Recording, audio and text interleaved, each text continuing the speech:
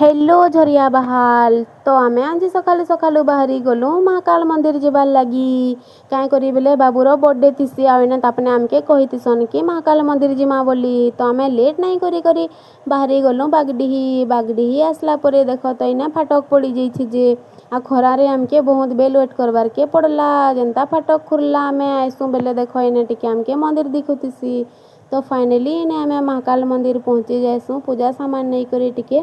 षंढ बाबा ने पूजा करी देसु जेनता षंढ बाबा ने पूजा करी सारसु भीतर की आसी करी भी टिके पूजा करी देसु तो नियो गाइस तमे माने भी टिके बाबार दर्शन करी पको आ कमेंट रे तो हर हर महादेव लिखबारटा बिल्कुल भी नहीं भूलबो। तो जेनता आमर इनु पूजा पूजी सरी जाइसे आमे टिके फोटो वीडियो हे जिसु आ फोटो वीडियो होला परे आमे बाहर जासु घर आउ हमर वीडियो जदी भल लागला हेले like follow share and comment करबार के तो बिल्कुल भी नहीं भूलबो। Bye bye guys.